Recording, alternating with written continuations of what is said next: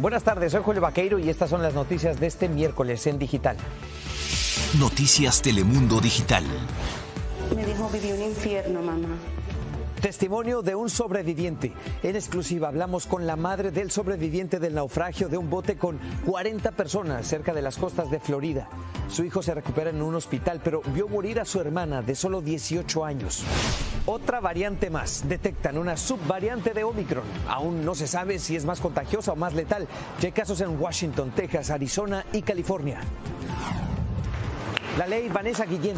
El presidente Biden firma una orden en honor a la soldado latina. La medida convierte el acoso sexual en delito dentro de la justicia militar.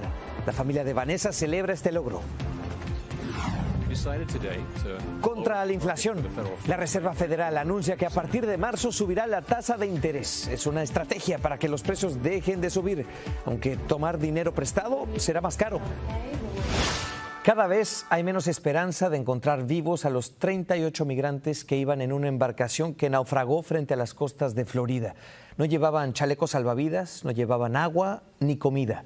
Hasta ahora la Guardia Costera ha rescatado un cadáver y a un sobreviviente, hasta ahora el único sobreviviente. Es un joven de 22 años que se recupera en un hospital y Rogelio Morataglia, en exclusiva, habló con su mamá. De las 40 personas que viajaban en una embarcación que naufragó, el único sobreviviente hasta el momento es el hijo de Marcia.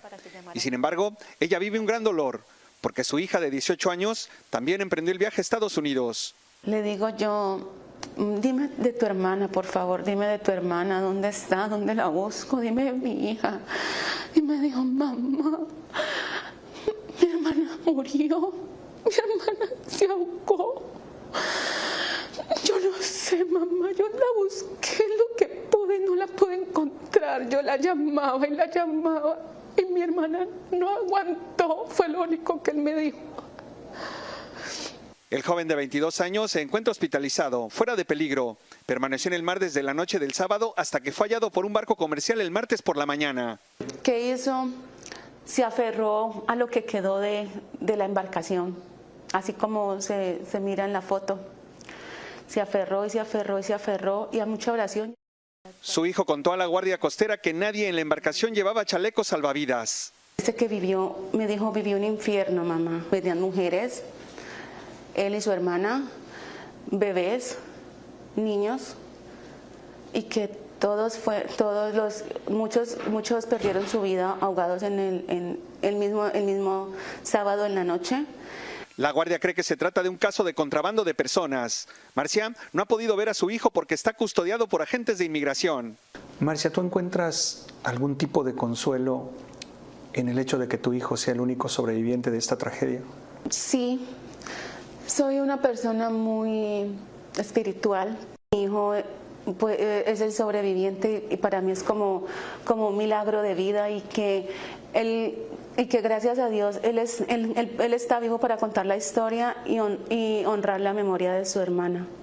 Lo único que pide en estos momentos a las autoridades: que comprendan esta situación, que comprendan a una madre que está devastada, deshecha por haber perdido a su hija y estar en este momento con su hijo todavía bajo un cuidado de inmigración. Que le den la libertad a mi hijo, que no merece con todo lo que vivió, que él dice que vivió un infierno, que por favor lo dejen libre para yo ser el apoyo de él y él sea el apoyo mío.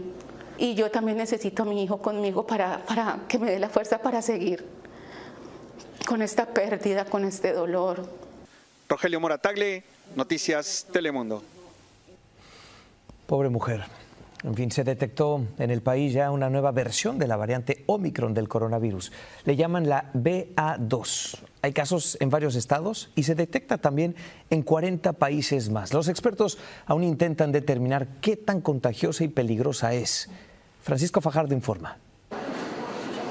Le llaman el Omicron sigiloso porque genéticamente es más difícil de detectar. Es la nueva subvariante de Omicron, la BA2, que ya se transmite y que tiene a científicos de la Organización Mundial de la Salud intentando descifrarla. Lo que no sabemos es si es más transmisible, posible que sí. No sabemos si es más virulenta. Lo que sí sabemos es que la nueva variante se esparce por Estados Unidos y ya tiene presencia en estados como Washington, Texas, Arizona y California, donde al menos hay 11 casos registrados. Y sí, Dios mío, no salimos de una para entrar a otra, sí, claro que sí. Sí, es muy difícil. Al norte del estado Dorado, en el condado Santa Clara, autoridades confirmaron la presencia de la subvariante. Lo único que sabemos es que los laboratorios hicieron las subsecuencias y es por ello que sabemos que 2 de estos casos pertenecen al condado de Santa Clara. La BA2 se ha detectado en al menos 40 países y llega de golpe como un recordatorio para quienes anticiparon que Omicron sería la variante con la que el virus podría neutralizarse. Va a seguir mutando porque esa es su naturaleza, pero el que se pueda replicar y dar oportunidad a que surjan nuevas variantes depende de que la gente no tenga protección, que no tenga defensas, que no esté vacunada. Por eso muchos como Mónica siguen acudiendo a vacunarse. No nos queda de otra más que vacunarnos, si no nos protegemos ¿cómo? Expertos aseguran que mientras la población del mundo, no solo la de Estados Unidos, no alcance niveles altos de vacunación, siempre existirá el riesgo de una nueva variante. En San Diego, California, Francisco Fajardo, Noticias Telemundo. Una bomba ciclónica con la intensidad de un huracán. Así describen los meteorólogos el temporal que amenaza la costa este con nevadas abundantes y vientos potentes. Viene detrás de una onda gélida que tiene congeladas ya varias partes del país. Rubén Pereira tiene el reporte. Así como paisajes árticos, lucen los estados del medio oeste del país, como Illinois, Kansas, Ohio, entre otros, con sensaciones térmicas brutales que han llegado hasta los 40 grados Fahrenheit bajo cero. No es nada fácil, definitivamente, cuando tenemos estos fríos extremos y tampoco, les digo, es normal de que pasen tantos días consecutivos. En estas imágenes de satélite se ve cómo la nieve rápidamente se acumula en los grandes lagos. Así se aprecian los amaneceres frígidos en el lago Superior en Minnesota, uno de los estados más azotados por el frío extremo, que también ha causado la cancelación de clases en varias ciudades, incluyendo suburbios de Chicago y poblaciones de Iowa. Los últimos 2 días, miles de estudiantes en Iowa han quedado sin clases. ¿Por qué? Por las bajas temperaturas. Los últimos 2 días hemos tenido temperaturas abajo de los 15 grados Fahrenheit. En Colorado se han acumulado más de 25 pulgadas de nieve. El mal tiempo también ha provocado múltiples accidentes, dejando conductores varados con estas temperaturas extremas. El frío es tan brutal que esta marina en Chicago está convertida en hielo sólido. Un frío extremo que hace difícil respirar e incluso hablar. Buenos días. Esta enfermera advierte de las consecuencias de exponerse al frío extremo sin estar bien protegido, como los peligros de la hipotermia y congelación de las extremidades. Los dedos de las manos, los dedos de los pies. Yo he visto gente que ha perdido pedazos de sus oídos porque esa área ya no recibió circulación y tuvieron que amputarlos. Y atención, porque las previsiones para el fin de semana hablan de un ciclón bomba en la costa este, que dejará gran cantidad de nieve y traerá vientos con fuerza de huracán. Rubén Pereira, Noticias Telemundo. Bueno, ahí donde se siente el frío, en Chicago, arrestaron a un hombre y a un joven por la muerte de la niña latina de 8 años. La pequeña Melissa Ortega caminaba con su mamá por el barrio de La Villita el pasado fin de semana cuando una bala impactó en la cabeza. La policía dijo que los disparos iban dirigidos a un pandillero que salía de una tienda. Los 2 sospechosos arrestados han sido acusados de asesinato. A partir de hoy, la justicia militar será más estricta en los casos de agresión sexual en las Fuerzas Armadas. Una orden ejecutiva activa la ley que lleva el nombre de la soldado Vanessa Guillén. Ahora sus familiares esperan que esto no quede solo en el papel. Javier Vega tiene el informe. Con paso firme, avanza el combate al acoso sexual en el ejército. Con la firma este miércoles de una orden ejecutiva por parte del presidente Biden, se hace realidad la ley Yo Soy Vanessa Guillén, nombrada en honor a la soldado hispana asesinada en abril de 2020. Eso trajo mucha atención a nivel nacional del problema del acoso sexual, de la violencia sexual y de la necesidad de implementar reformas. Y por eso, según la Casa Blanca, se dio un paso histórico para ayudar y proteger a las víctimas.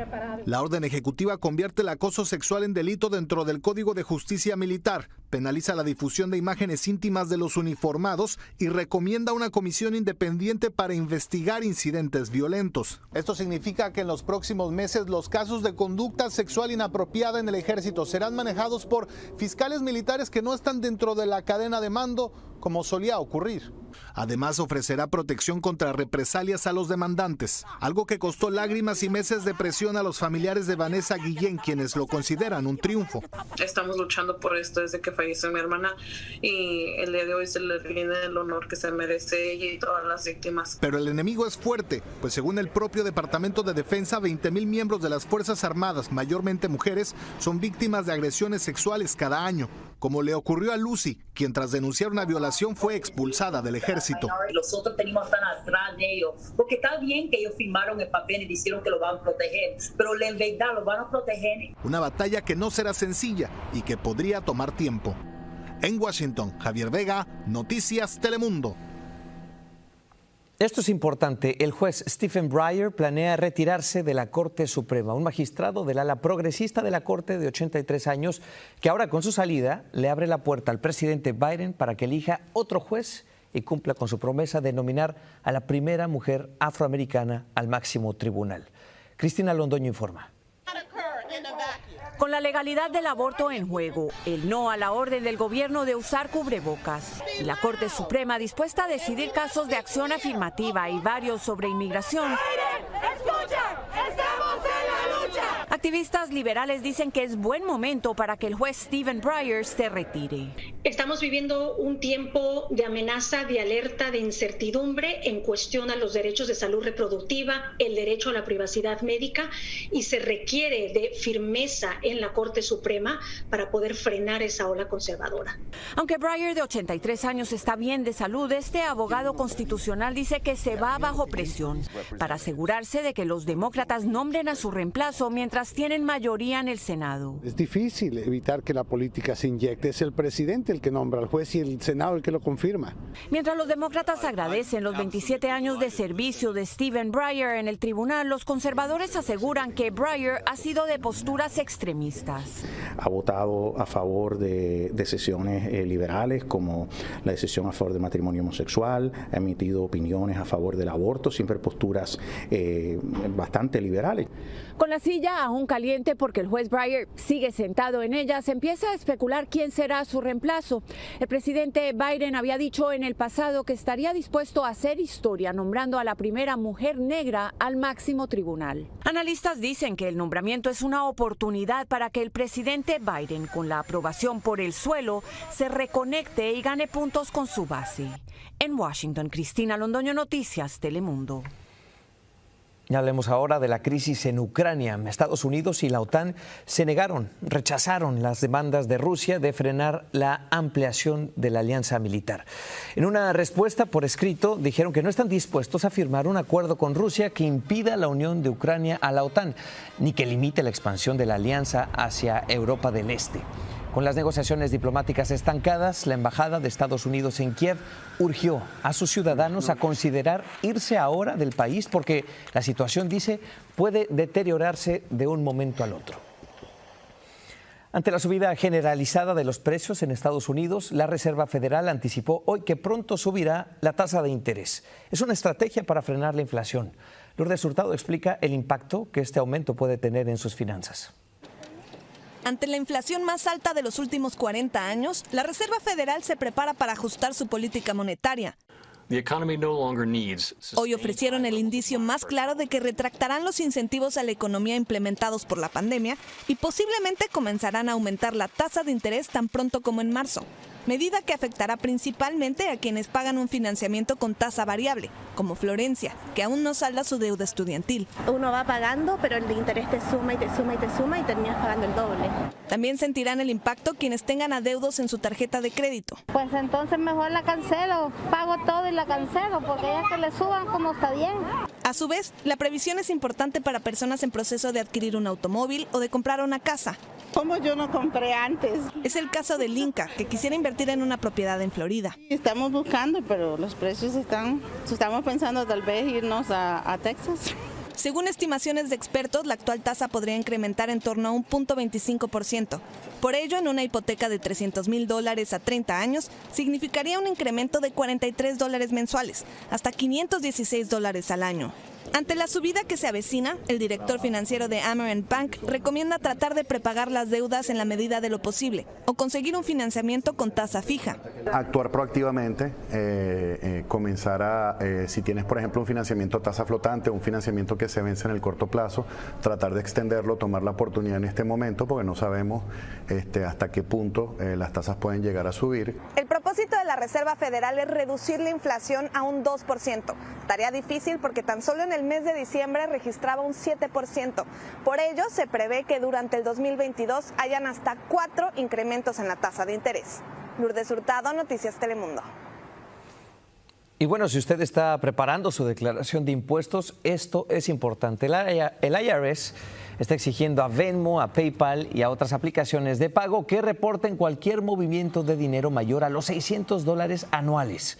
Si usted utiliza estas plataformas para su propio negocio o gana un dinero extra rentando su casa por Airbnb, por ejemplo, tendrá que declarar este año esa suma de dinero.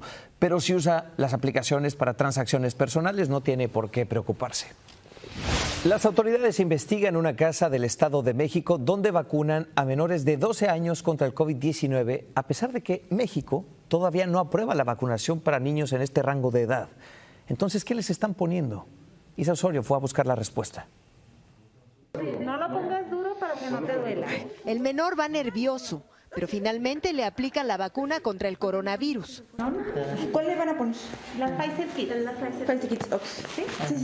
La vacunación ocurrió en una casa particular ubicada en el Estado de México, donde inyectan dosis de Moderna y Pfizer para menores de 12 años, que son traídas desde Laredo, Texas, y por las que los padres deben pagar $250. En el video, supuesto personal médico que aplica las vacunas le aclara a una madre de familia los costos. ¿En cuánto me va a salir el refuerzo? El refuerzo son 100. Las imágenes fueron captadas por una cámara escondida de un reportaje realizado por el equipo del noticiero mexicano de Azucena Uresti, que también documentó que una vez recibida la dosis, a los vacunados se les entregan certificados idénticos a los que otorga el Centro de Control para la Prevención de Enfermedades en Estados Unidos. Esta mañana las autoridades revisaron la casa. Realmente es una casa habitación, no se encontró nada en cuanto a vacunas. El dueño aseguró que renta la propiedad. Yo renté la casa la semana pasada, siempre la rento en Uber Eats. Es lo único que tengo. Noticias Telemundo buscó a la Comisión Nacional de Riesgos Sanitarios para aclarar la veracidad de las vacunas. Sin embargo, nos contestó que la investigación está en curso. Lo que es cierto es que la Secretaría de Salud precisó que las vacunas solo son aplicadas a través del programa nacional. De lo contrario, son ilegales y falsas. En México, Isa Osorio, Noticias Telemundo. ¿Qué le parece? Bueno, la violencia golpea nuevamente un hotel de la Riviera Maya. Esta vez hay una persona muerta. La víctima es el gerente de un hotel de Playa del Carmen, Federico Mazzoni, un hombre de origen argentino. Lo ejecutaron en el baño de una de las habitaciones. Al menos 2 sujetos entraron, le dispararon en la cabeza, luego huyeron en una moto acuática. Con este caso ya suman 6 asesinatos similares en Quintana Roo en lo que va de 2022. Justamente Estados Unidos emitió ya una alerta de viaje para las personas que planean visitar esta zona turística. Síganos en nuestras redes sociales para más noticias y visite noticiastelemundo.com.